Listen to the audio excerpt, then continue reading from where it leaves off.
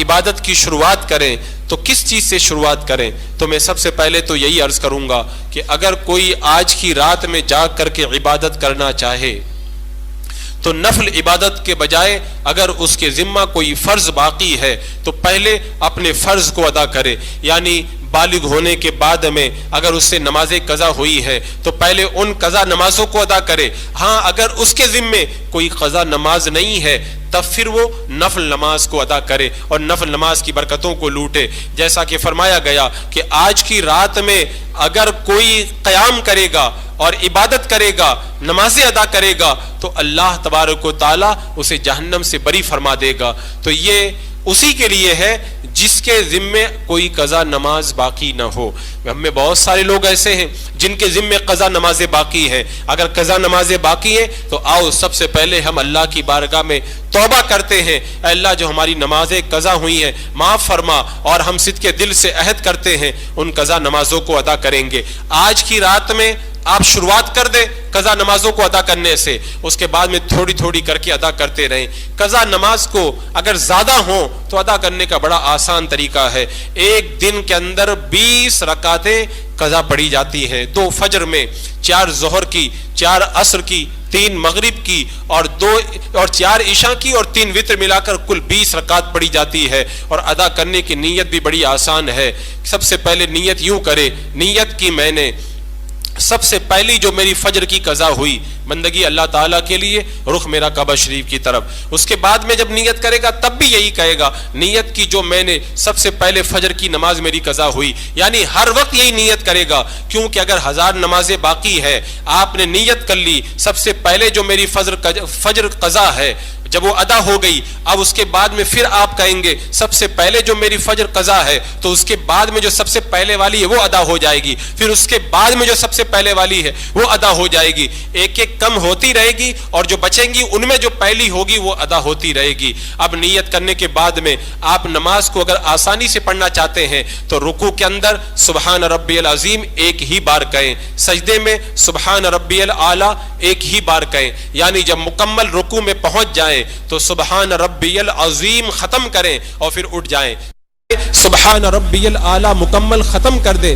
پھر سجدے سے اٹھ جائیں، تو اس طرح کچھ وقت بچ جائے گا۔ اور پھر تیسری اور چوتھی رکعت پڑھیں گے تو سورہ فاتحہ نہ پڑھیں، سورہ نہ پڑھیں، بلکہ آپ صرف جو ہے 3 مرتبہ سبحان اللہ سبحان اللہ سبحان اللہ پڑھ لیں، یعنی 4 رکعت والی نماز میں جو بعد کی 2 رکعتیں ہیں ان میں 3 مرتبہ سبحان اللہ سبحان اللہ سبحان اللہ پڑھ لیں گے، تب بھی جو ہے وہ کام چل جائے گا۔ اتحیات کے بعد میں جب آخری قاعدہ میں آپ بیٹھیں گے تو درود شریف اور دعائے معصورہ کی جگہ آپ پڑھ لیں اللہم صلی علی سیدنا محمد وعلی آلہ، بس اس کے بعد میں سلام پھیر دیں، اور دعائے قنوت کی جگہ صرف اتنا پڑھ لیں رب اغفر لی رب اغفر لی رب اغفر لی۔ تو یہ اتنا شارٹ کٹ طریقہ ہے، اتنی آسانیاں ہیں، آپ قضا نمازیں بڑی آسانی سے ادا کر سکتے ہیں۔ اگر قضا نمازیں ادا کر لی یا ذمہ باقی نہیں ہے تو آج کی رات میں عبادت کیسے کریں؟ تو اس کے لیے سب سے پہلے تو آپ نفل نمازوں کو ادا کریں۔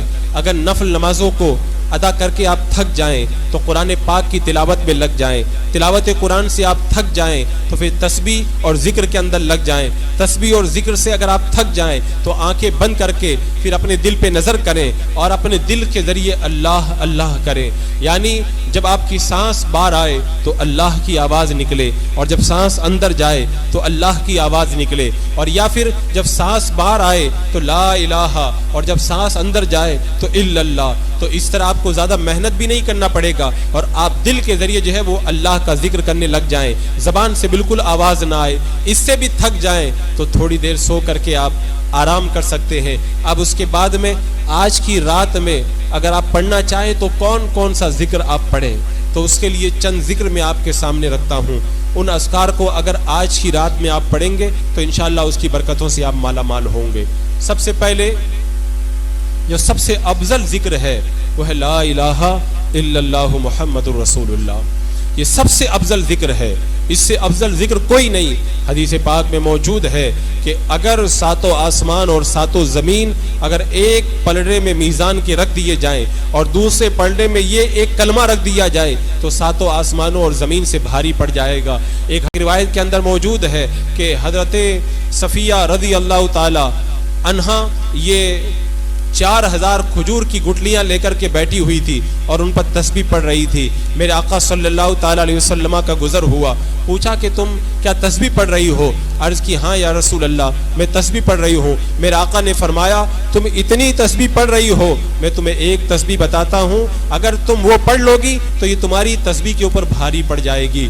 اللہ کے رسول علیہ السلام نے پھر وہ تسبیح عطا فرمائی, فرمایا اس طرح پڑھو سبحان اللہ عدد ما خلق, یعنی ساری مخلوق کے برابر میں اللہ کی پاکی بیان کرتا ہوں. سبحان اللہ عدد ما خلق, تو آپ اس کو پڑھ لیں یا سبحان اللہ و بحمدہ سبحان اللہ العظیم پڑھ لیں, پھر دیکھیں اس تسبیح کی برکتیں آپ کی زندگی کے اندر کیسے ظاہر ہوتی ہے. سبحان اللہ کا معنی کیا ہوتا ہے؟ اللہ تو ہر عیب سے پاک ہے.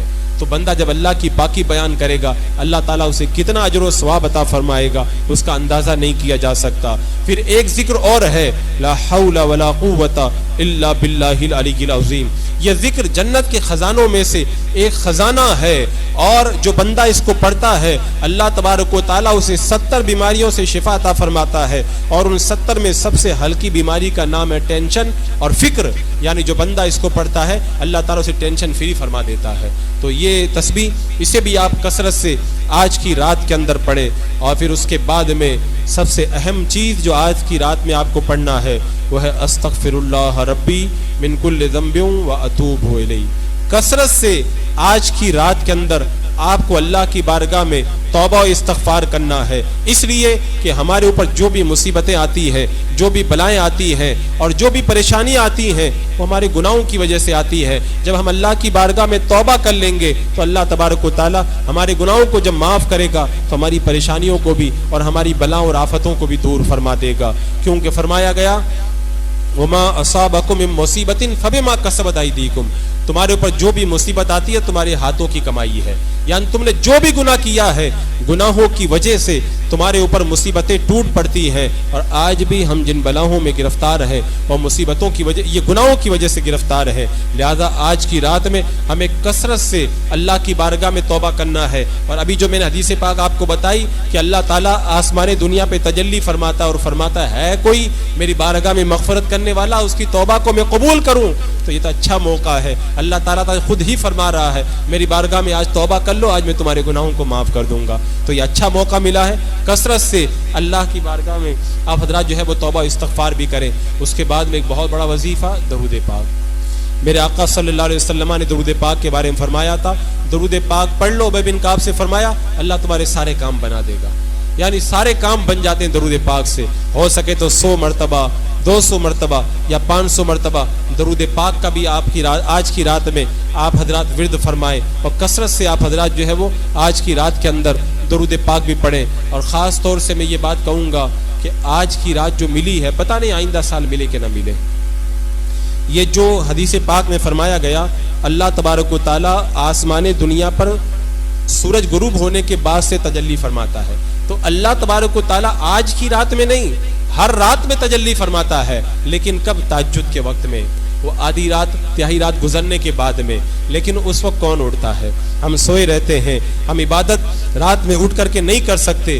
عابد لوگ اٹھتے ہیں, اللہ کے نیک ولی اٹھتے ہیں اور راتوں کے مزے لوٹتے ہیں وہ, لیکن ہم گنہگار راتوں میں سوئے رہتے ہیں. تو ہمارے لیے بھی کوئی ایسا موقع ہونا چاہیے کہ ہم بھی اللہ کی ان رحمتوں سے حصہ حاصل کر لیں. تو اللہ نے یہ جو راتیں عطا فرمائی ہے ہم گنہگاروں ہی کو عطا فرمائی ہے. نیک لوگ تو رات بھر جاگ کے ویسے بھی اللہ کو راضی کر لیتے ہیں. یہ ہمارے لیے اچھا موقع گنہگاروں کے لیے. ادھر سورج ڈوبا, ادھر رحمتیں برسنا شروع ہو گئی, اور اب ہمارے لیے رحمت کے دروازے کھل گئے اور طلوع فجر تک ہمارے پاس میں موقع ہے. تو گنہگاروں کو اس موقع سے فائدہ اٹھانا چاہیے. لکھا گیا ہوگا اور حضرت ملک الموت کے حوالے کر دیا گیا ہوگا. اسی لیے حدیث پاک میں فرمایا گیا بندے کا نام مرنے والوں میں لکھ دیا جاتا ہے. بندہ مکان بنا رہا ہوتا ہے, بندہ شادی کر رہا ہوتا ہے, اسے پتہ ہی نہیں ہوتا ہے کہ میرا نام مرنے والوں کے اندر لکھ دیا گیا ہے.